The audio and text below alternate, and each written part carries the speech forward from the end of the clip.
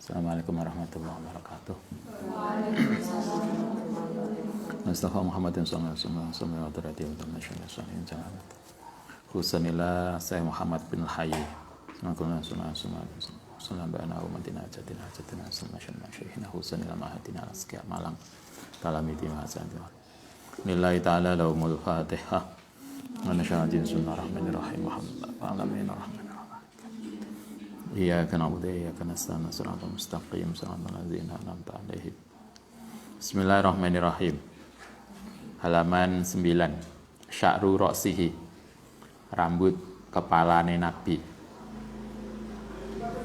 Kana ana sapa sallallahu alaihi wasallam iku yufiru lebat apa sa'ruhu rambuté Nabi. Jadi rambuté Nabi itu lebat. Gak kaya kita itu lebat ya guys.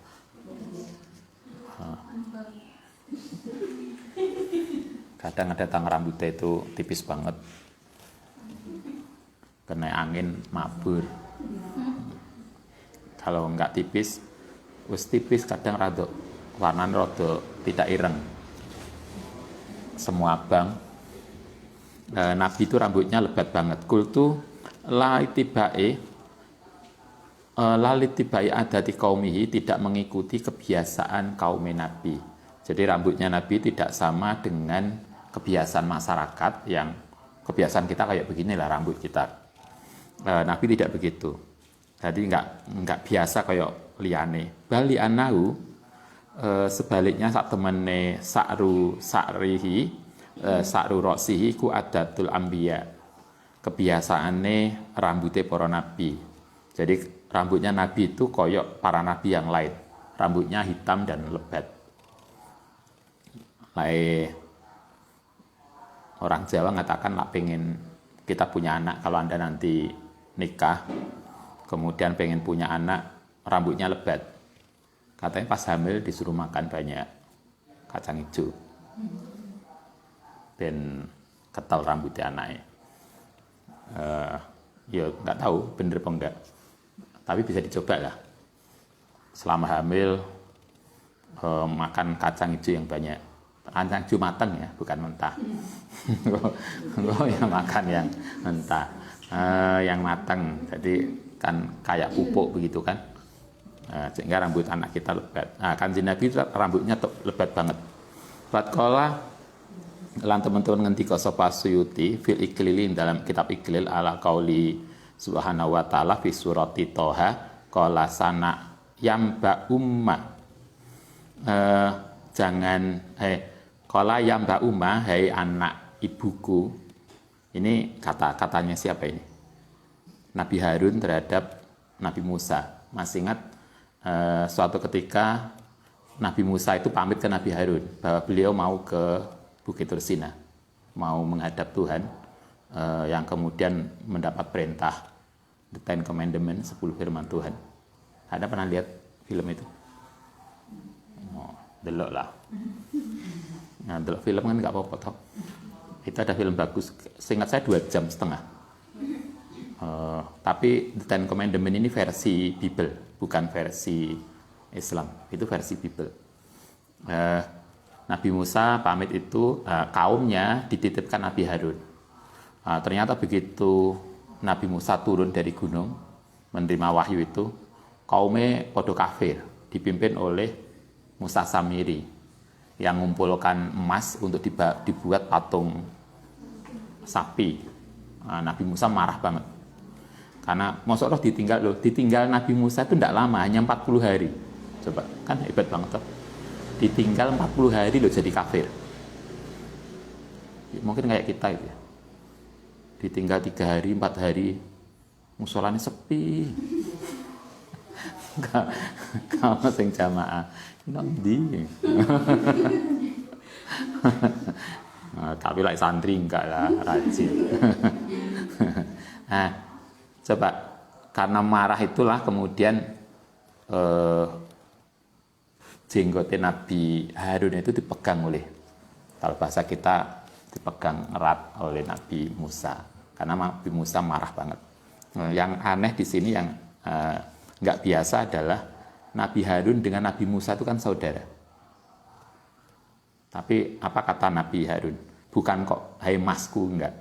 Hai kakakku, enggak. Tapi ya ibna ummi, hai anake ibuku. Ya apa gue, Pak? Mereka Anda nyeluk mbak hei, bukan mbak enggak. Hei anake ibuku. Ya apa maksudnya? Itu luar biasa. Kalimat yang dipakai kadang enggak biasa.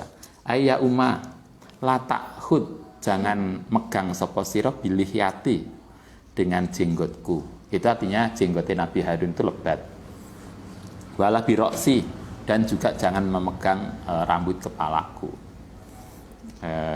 Itu artinya kalau di sini dikatakan rambutnya kanjeng Nabi itu lebat banget, dan lebatnya rambutnya Nabi itu hampir semua Nabi begitu, karena tradisi rambutnya para Nabi itu semuanya lebat. Padahal kita itu kan kalau diurut Nabi kanjeng Nabi sampai Nabi Harun, Nabi Musa semuanya itu kan juga berpusat pada Nabi Adam. Hanya kan kok beda ya. Yang jalur nabi-nabi rambutnya lebat-lebat, nah, jalur kita wis entuk pang cilik-cilik sing merotoli. Nah, kita enggak begitu. Nah, tetapi yang jelas rambutnya Nabi itu lembat banget. Dan itu kalau menurut hadis itu adalah tradisi semua rambut para nabi itu lebat. Fihi istihbabu ibqa'i sya'ri ra'si, yaitu disunahkannya, ini menunjukkan fihi istihbabi ibqa'i sya'ri ra'si, disunahkannya membiarkan rambut kepala, wa tarki halqihi, lan meninggalkan untuk mencukur gundul. Lain delok hadis ini, justru kita itu rambut kepala itu tidak cukur, tidak dihabiskan kayak gundul. Kita sebagian kan ada tuh yang kepalanya digundul, tinggal jenggot sama cambangnya. Padahal kalau di sini justru dibalik, rambutnya itu tetap panjang. Nabi itu kalau dalam riwayat nggak pernah gundul, atau hanya beberapa kali gundul pas haji. Riwayatnya berbeda. Sehingga rambutnya Nabi itu panjang sebau, agak sedikit gondrong. Intaha wa ma khalaqa, nah ini wa ma khalaqa, lan tidak pernah gundul sapa Nabi ila arba'a maratin, kecuali 4 kali. Nabi itu seumur hidupnya gundul 4 kali. Fil haji, dalam haji. Anda pernah gundul? Ya sekali-kali lah dicoba. Kan aman juga toh, wong keluar nggak pernah pakai. Ini kan nggak ketok, gundul po enggak. Gundul po enggak kan nggak kelihatan, wong setiap keluar pakai kerudung. Ustaz dulu pas haji pertama, wabeh gundul. Ustaz nggak mau gundul, diobrak-obrak wong. Kok kan gundul waktu tadi? Enggak. Saya nadar, saya hanya akan gundul kalau saya haji lagi bersama istri. Itu kan kita menantang Tuhan. Nah, delalah kemudian 5 tahun kemudian kita haji lagi bersama ibu. Nah, itulah akhirnya gundul kita, karena memenuhi janji dulu. Saya tidak mau gundul kalau haji sendiri, itu nolongsok banget, kayak wong hilang. Iya bener, kita tuh haji kok melaku dewe, tawaf dewe. Ya enek koncone kabeh bareng sak rombongan, tetapi kan nggak sama istri. Karena itu terwongso. Karena itu kemudian 2 tahun kemudian kita umroh, umroh sama istri. Begitu umroh itu pas kita tawaf, ternyata kita sering bareng dengan orang-orang yang pas umroh itu suaminya manggul anaknya kecil sama adik asli orang kecil. Kemudian sama gendong, sama nuntun anaknya yang agak gede, satunya lagi nuntun istrinya. Kita nangis lagi, kok yo gak ngajak anak-anak untuk umroh. Dan itu sering, ada lagi anak kecil-kecil si bayek itu dijak umroh, dijak tawaf, dijak neng sa'i. Moga-moga lah setelah ini kita bisa haji bareng-bareng. Nabi itu tidak pernah gundul kecuali 4 kali dalam seumur hidupnya. 1 di dalam haji wal umroh tilan umroh. Naam, karena ana sapa nabi ku yaksiruhu. Bahkan kalau di dalam riwayat malah gak gundul. Kalau riwayat lain mengatakan yaksuruhu, hanya mencukur saja. Nabi itu hanya mencukur saja, tapi tidak gundul. Karena kan perintahnya hanya mencukur. Jadi kalau kita habis umroh, begitu selesai di mas'a, tahalul, kita kan hanya bawa gunting. Kita biasanya hanya bawa gunting. Kemudian nyukur rambut kita. Biasanya dipakai paling ujung.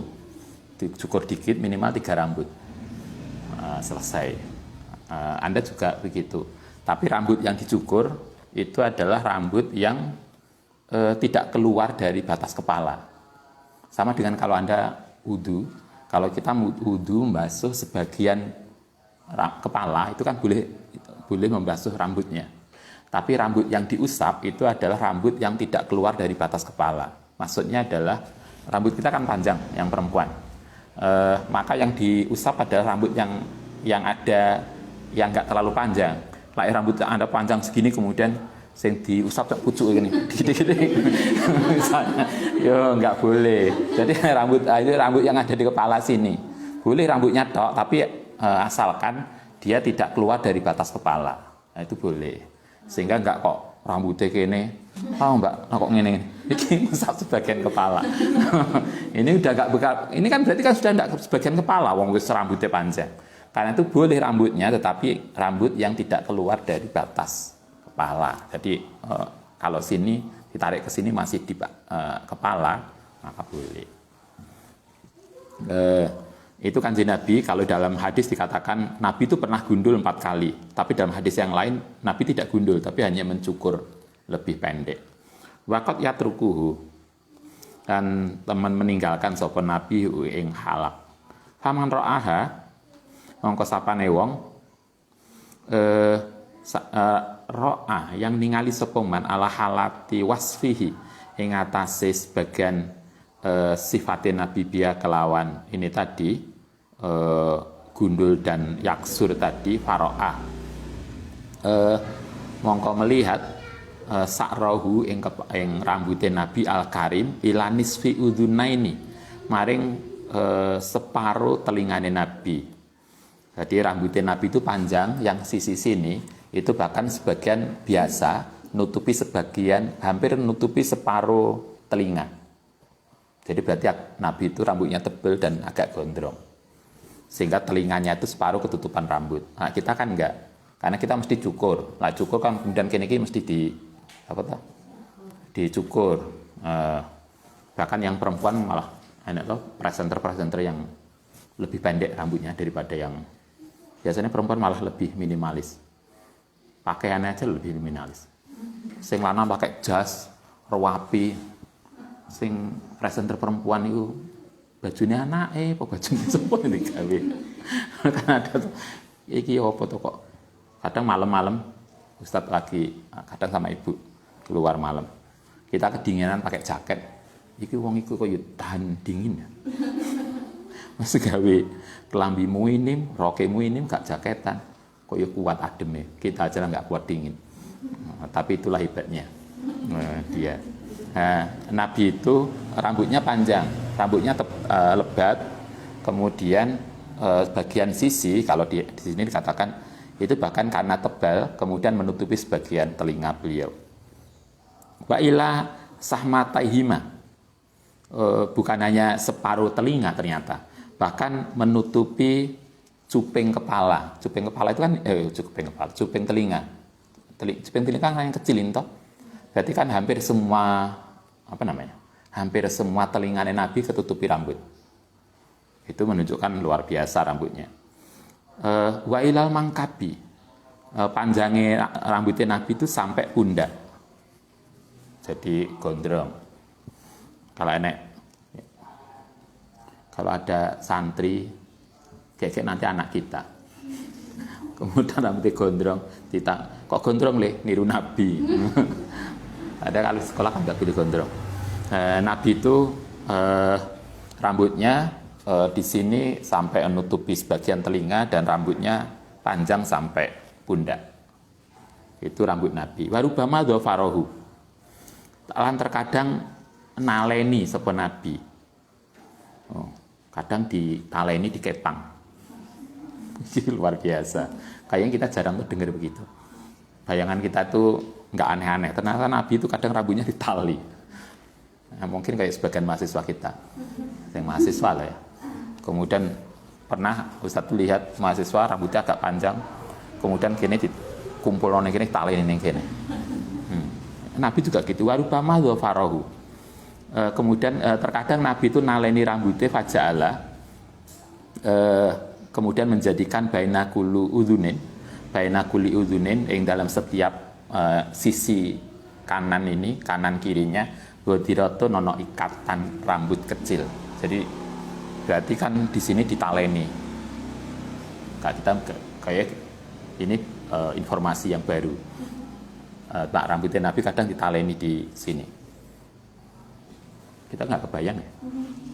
Nabi itu luar biasa, modis banget kayak. Waqat yurisillahu. Kadang Nabi menaleni rambutnya di bagian sisi kanan kiri di atas telinga, mungkin agar ini ya, agar tidak nutupi telinga, kemudian di sini ditaleni kecil, sehingga kanan kiri ini ada tali kecil naleni rambutnya.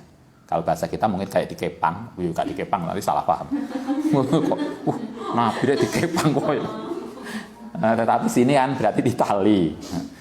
Ini kadang salah, kita salah memahami. Kene dikepang loro kene, teru Nabi. Kita nggak tahu wallahu alam bisawab, kita nggak tahu apa yang terjadi, tetapi kan yang kalau menurut bahasa, nanti kalau yang lebih tepat kita lihat hadisnya. Ini kan sudah pemahaman atas hadis. Kalau Anda lihat di Sama'il Turmudi itu, Sama'il itu hadisnya. Dari hadis itu kemudian dibuat redaksi kesimpulannya. Tapi kalau redaksi kesimpulan di sini kan Nabi biasa mengikat rambut di bagian kanan kiri di atas kepala, di ikatan kecil. Kadang begitu, waqat yursilu, kadang juga dilepas tanpa ikatan. Min khalfihi, saking belakang kepala, min ghairi ayuksimahu, tanpa ditaleni. Jadi kadang rambutnya Nabi itu dibiarkan ke belakang tanpa ditali, ya kayak kita lah biasa di kepala di arah ke belakang.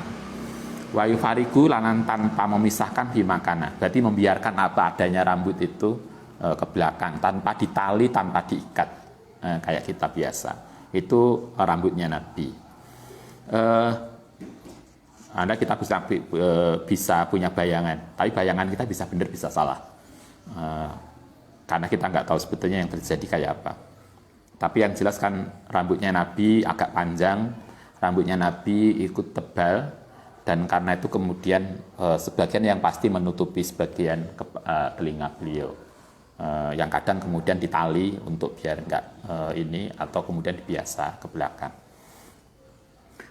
Faidatun kila inna majma'a sa'rihi, saat temene rambutnya Nabi iku ala adatil ambiyai, mengikuti kebiasaan para nabi wa rusuli lan para rasul. Rambutnya Nabi itu lebat seperti kebiasaan rambutnya para nabi. Wa dzalika kal isarati, itu juga menunjukkan ila an-nasid nisbatahum, saat temene ke nisbatane mereka minhu saking Nabi iku kan nisbati sya'rati, kaya nisbati sa'roh rambut ilal jasati. Itu berarti menunjukkan bahwa ikatan para nabi itu sangat kuat, karena mereka satu nasab, satu aliran, sehingga kemudian fisik nabi itu mirip-mirip. Au isharatu ta isyarat ila saki kuli wahidin, saking macem-macem satu-satu min sa'rotin, saking rambut. Artinya ini menunjukkan bahwa dengan menunjukkan rambut Nabi itu berarti apa bahasa kita? Rambut Nabi, fisik Nabi itu standar. Jadi mirip-mirip, rambutnya tebal, fisiknya mirip-mirip. Nah, itu menunjukkan bahwa mereka punya ikatan darah yang luar biasa. Biasanya kan gitu toh, kalau kita hampir mirip itu kan begitu. Anda bisa lihat suami istri itu dilahirkan dari keluarga yang berbeda. Anda nanti bisa lihat.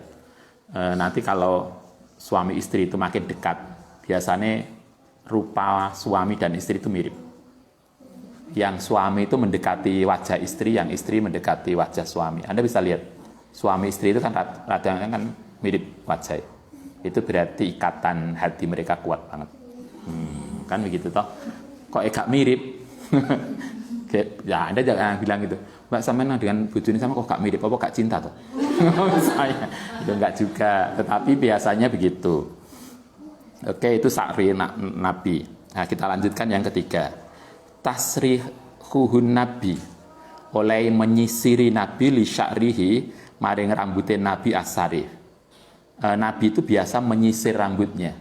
Jadi Nabi itu dalam riwayat Sayyidah Aisyah, Nabi itu sangat rapi. Jadi kemana-mana beliau bawa sisir. Kayak Anda, biasanya kan perempuan biasanya nggak sisir. Kalau nggak sisir kocok.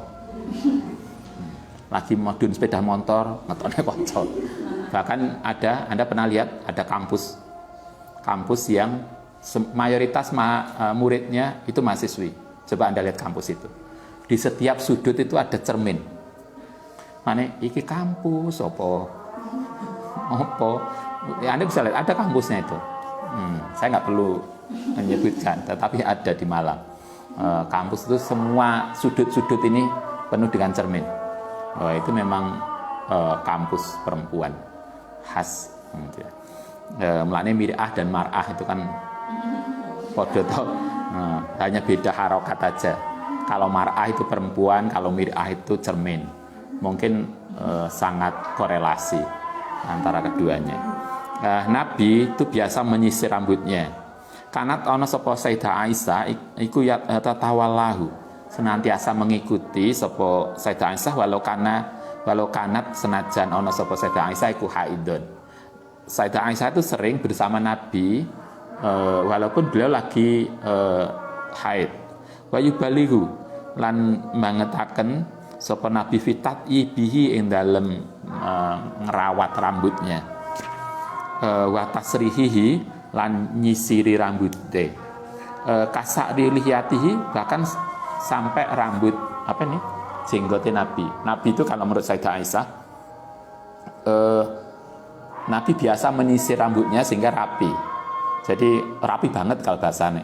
Makanya kalau di sini dikatakan fitat ibihi wa tasrihi. Nabi senantiasa merawat rambut sehingga rambutnya itu wangi. Nah, kalau kita kan nggak sewangi yang kita bayangkan.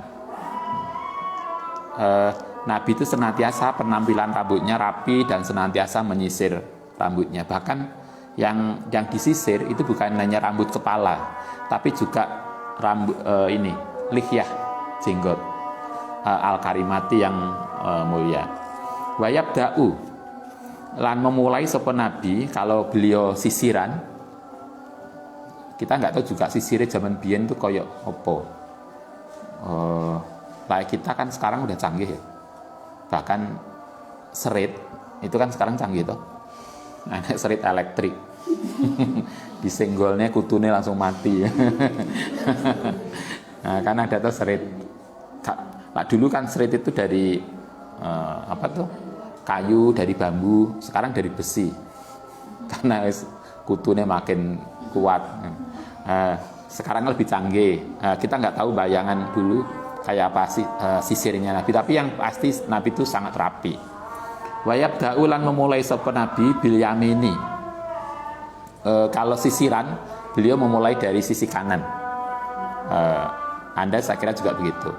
Fihi in dalam tasrih. Fi kulli amrin, bahkan Nabi senantiasa memulai dari segala sesuatu asarifin kang mulia. Jadi Nabi itu kalau sisiran dari kanan dulu baru sisi kiri dan di apapun. Walayadimu lan tidak terus-terusan dalika bal yauman ba'da yaum. Jadi Nabi itu minimal setiap hari mesti sisiran. Kalau Anda saya kira setiap hari, jangan setiap hari ya. Setiap jam. Nabi itu yauman ba'da yaum, setiap hari mesti rapi rambutnya. Wanahana lan melarang sapa Nabi naing kita anaf Allah yang kita berbuat sapa kita khilafama sesuatu yang berbeda yaf'alu yang berbuat sapa nabi. Nabi itu sisiran setiap hari. Kita nggak tahu sehari itu bisa berapa kali, tetapi setiap hari mesti sisiran, dan kita diajarkan untuk seperti itu, senantiasa rapi. Biasanya kadang ada tuh yang perempuan kalau lagi nggak sholat terus gak adus gak tahu sisiran terus kriwul kabeh. Ya kan mestinya nggak gitu lah. Kadang ada alasannya, Ustaz, saya kan nggak sholat sehingga nggak sisiran. Loh, Anda lupa hukum Sayyidah Aisyah ketika beliau haid. Beliau kan juga sisiran, beliau juga potong kuku biasa. Yang nggak boleh itu adalah ketika junub, setelah hubungan seks suami istri, itu hendaknya nggak sisiran karena agar rambutnya nggak rontok. Ya lah, Anda seminggu haidnya gak seminggu, kadang 15 dino orang minggu. Iso nggak kebayang ya warna warna dan baunya. Kan begitu. Mulanya Nabi ngatakan, Nabi itu ngajari kita rapi, rambut Nabi itu tersisir rapi, rambut Nabi itu tersangat wangi. Itu riwayat dari Sayyidah Aisyah. Yang paling dekat dengan Nabi itu kan Sayyidah Aisyah, dan Sayyidah Aisyah ngatakan rambut Nabi rapi dan wangi. Setiap hari beliau menyisir rambutnya. Masa kita kemudian berapa hari sekali? Kadang kita nanti kalau Anda punya nikah, udah punya rumah, jangan lupa juga nyaponi omahe. Pernah suatu ketika Ustadz itu namu kemudian pas ke ruang tamu, ternyata ada sisa makanan yang lama. Saya bilang, Mbak, iki apa iki kok ngene? Yo ngapunten iki pirang-pirang dino gak disapu. Ya, jangan gitulah. Mosok enek toh sak omah ruang tamu aja gak pernah disambangi. Kita lihat, kita rapikan setiap hari karena Nabi mengajarkan begitu. Rapi setiap hari, wangi setiap saat. Kan gitu toh. Itu promosi ini opo kuwi. Sing gitu. Tapi yang jelas Nabi senantiasa rapi. Nomor 4, syaibuhu, ubane Nabi, al-atiri yang harum, wa ibuhu, lan oleh mewarnai sapa Nabi atau hiri yang suci. Jadi Nabi itu masih ingat riwayatnya, ketika beliau wafat, Nabi itu ada ubannya walaupun nggak banyak. Nabi juga ubanan, tetapi Nabi juga sebagian uban itu dikasih, apa bahasa kita? Disemir ya, disemir. Nabi juga melakukan itu sehingga ketok nom. Anda juga boleh semiran. Nah, perempuan kan boleh semuanya toh. Saya nggak boleh itu laki-laki kayak semiran. Yang boleh disemir kuning, apalagi dulu kemarin coklat merah, hitam nggak boleh. Kalau Anda suka rambutnya disemir abang atau hijau. Ya silakan aja toh, yang tidak mainstream. Jadi semir kok ireng itu biasa kan, melakukan sesuatu yang sekalian nggak mainstream. Nabi nyemir. Al-muhtasilu minar riwayati, sesuatu yang dari riwayat anasyaib saat temeni uban iku kana ana apa saib iku fisalasi mawadi'a ing dalam 3 tempat. Uban itu ada 3 tempat. Satu fil mafroqi roksihi, tumbuh di rambut. Uban di rambut, satu. Kedua fido sodighoini yang dalam pelipis. Ini di mana? Ya ini kan masuk rambut juga ya. Kalau mafrok itu yang di atas, kalau sini yang di pelipis. Wafil anfakoti lan yang dalam ini jenggot. Anfakoh itu rambut yang tumbuh antara bibir bawah sampai dagu. Ini kan jenggot berarti. Jadi yang dihitung sebagai uban itu berarti yang tumbuh di rambut, di kepala, di pelipis dan di jenggot.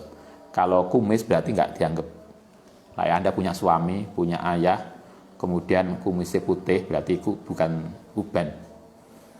Yaitu indikator tidak muda aja. Gitu kan. Tapi tidak dianggap uban ternyata. Uban itu yang tumbuh di kepala, di pelipis dan ini. Ternyata kita juga baru tahu yang dihitung uban itu tidak termasuk kumis.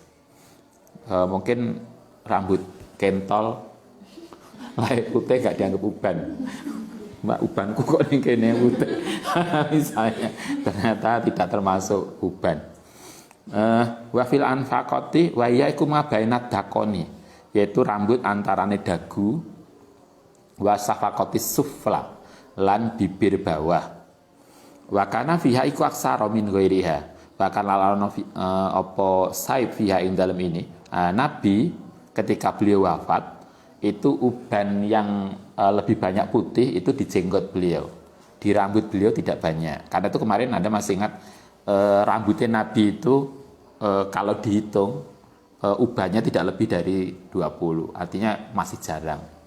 Yang banyak di jenggot beliau yang putih. Dulu ketika Mbah Ko Nganjuk itu, Bapak Nganjuk wafat, itu beliau belum ubanan. Beliau wafat usia 89. Itu rambutnya masih hitam. Hanya memang jenggotnya agak putih. Yang hebat lagi adalah gigi beliau masih utuh. Nah, kita kan protol kanan kiri. Beliau utuh. Itulah orang hebat, orang biyen. Karena beliau tidak pernah makan bahan kimia, nggak pernah suntik, nggak pernah bahan kimia, itu hebat. Nggak pernah pakai minyak rambut. Nah kita tuh kan minyak rambut di apalagi hadiah gitu, yang cilik-cilik dikasih semacam-macam. Nah, akhirnya rambutnya jadi warna-warni. Nabi nggak begitu. Itu yang dihitung. Wa masmu utai kumpulane barang kana fil kulli iku yakrobu mendekati minal arba'ina saking 40 apane sakrotan baida, rambut putihnya. Kata hadis Nabi itu ketika menjelang wafat kalau dihitung ubannya meliputi jenggot kemudian apa yang ada di rambut itu sekitar 40 rambut. Siapa sing hitung kita nggak tahu. Tapi yang jelas kan kalau rambut kepala saja tidak lebih dari 20. Berarti masih jarang. Kalau 20 helai itu kan nggak pakai ketok sih. Sama dengan Anda kalau keramas biasanya sing protol piro rambutnya. Kan wakeh tuh. Sampai nyumpel ini apa namanya? Saluran air. Kapan itu yang Ustadz sama Pak Tukang? Iku sosak kresek ini rambutnya sopo ae. Sing protol. Artinya yang protol ketika kita mandi itu kan lebih dari 10-20. Nah, Nabi itu ubannya tidak lebih dari 20. Kalau sama jenggotnya mungkin kalau di sini tidak lebih dari 40. Famin hasara Haman sapane wong hasara kang ringkes adatan ing bilangane akol lalu sedikit lahaddo mabain fama hali khosin ing dalam satu tempat. Karena itu kemarin ketika Nabi wafat uban di kepala tidak lebih dari 20. Kultu walayasibu. Kenapa Nabi menjelang menjelang wafat itu beliau ubanan. Walam yasibulan ora beruban sapa Nabi lihamin krana sedih. Nabi tidak pernah ubane metu tuh karena sedih. Nggak skripsi sampai ubanan misalnya karena ada toh bolak-balik ini sampai sedih.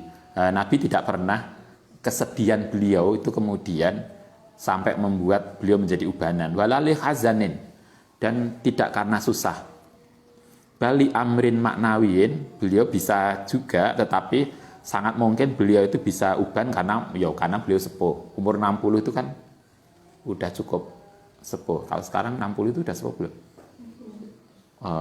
Belum pensiun. Kalau pegawai negeri kan belum pensiun. Guru itu kan pensiun umur 60. Kalau dosen 65. Kalau profesor 70. Koyoke kok wis wayahe istirahat kok ngulang ya.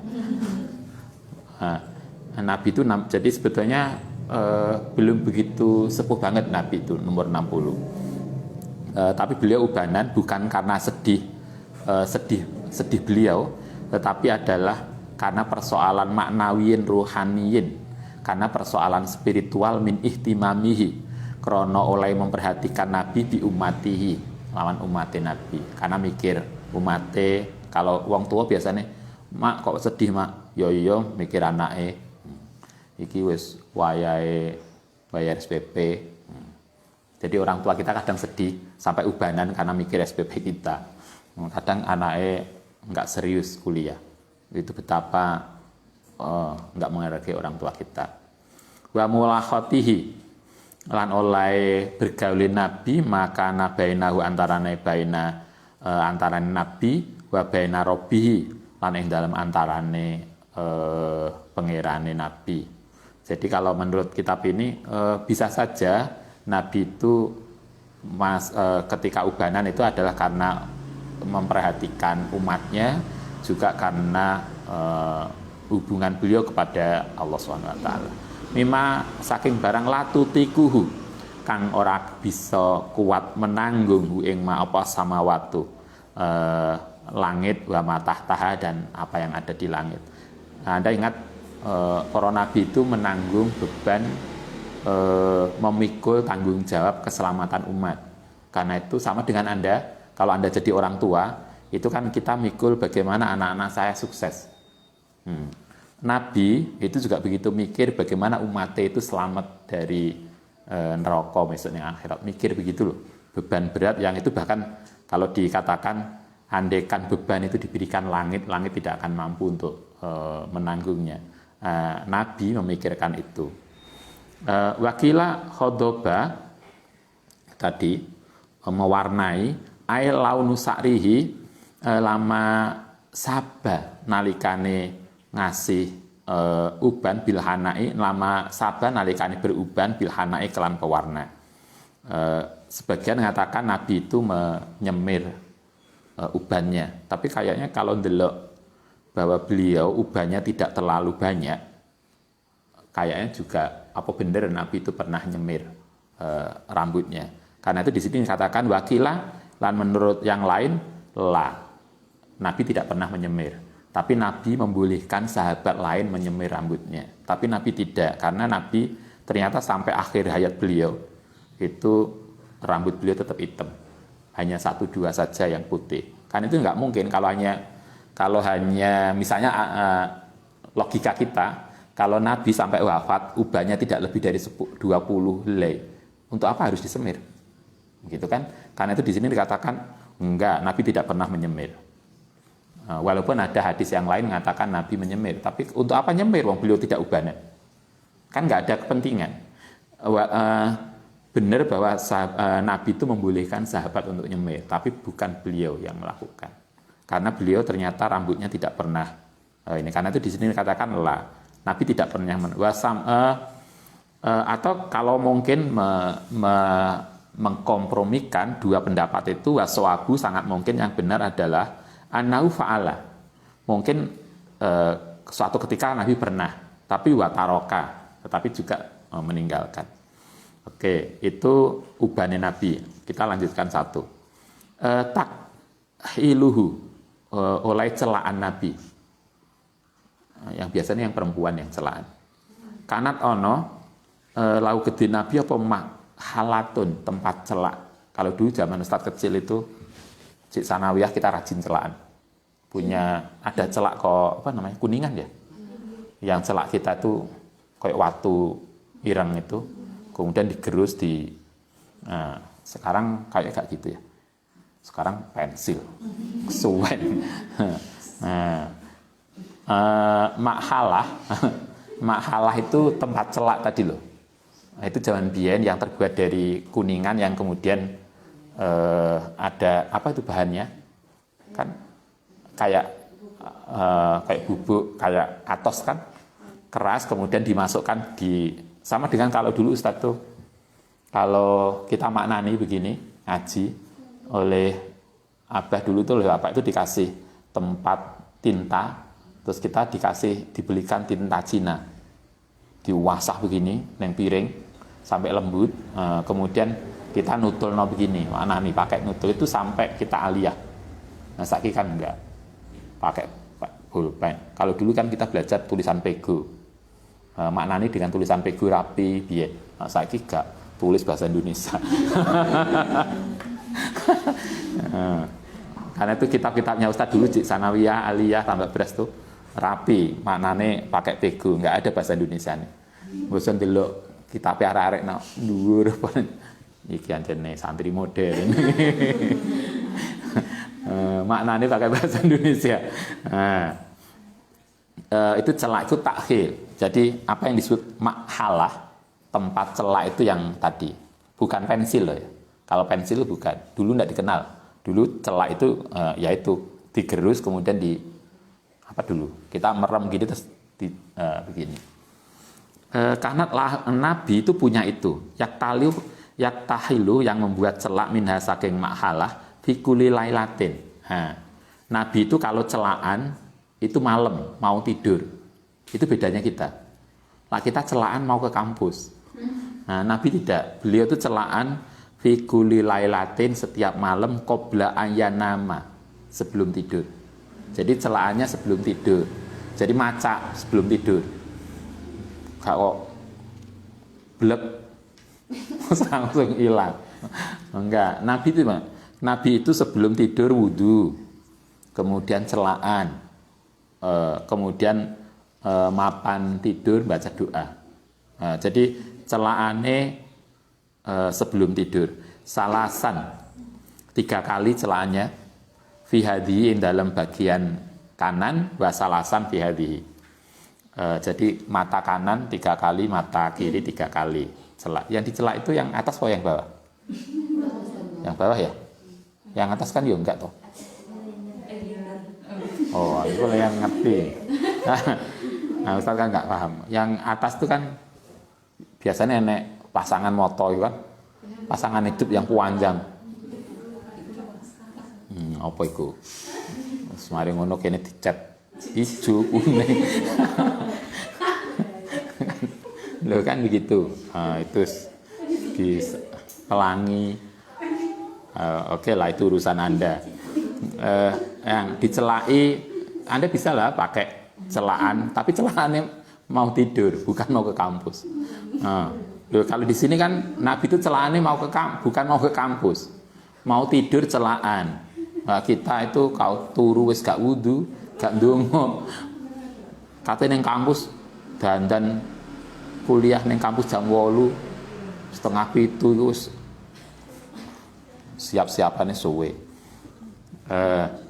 Nabi celaane mau tidur 3 kali mata kanan, 3 kali mata kiri. Wa amaro lan perintah sapa Nabi an-naf'ala, ento berbuat sapa kita kadzalika. Jadi Nabi memerintahkan kita untuk pakai celak. Wa khassa lan mengkhususkan alal ismadi ing atase celak.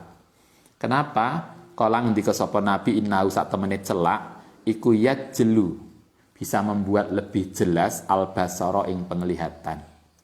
Kata Nabi celak itu bisa membuat mata kita lebih tajam. Karena kita gak panah celaan, jadi gak pakai ketok lah ndelok. Ayazidu dikese nambahi finurihi ing dalam cahaya penglihatan. Jadi penglihatan kita lebih tajam. Bahkan kemudian wayuh sinu dan bisa membuat baik asakro ing rambut. Rambut kita menjadi lebih baik dengan celaan.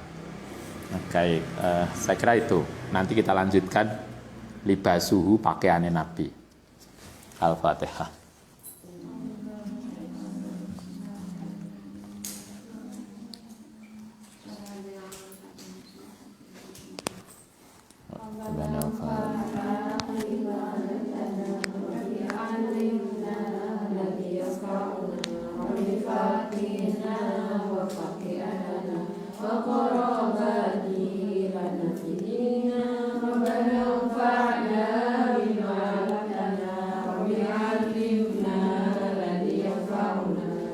Fakirna wa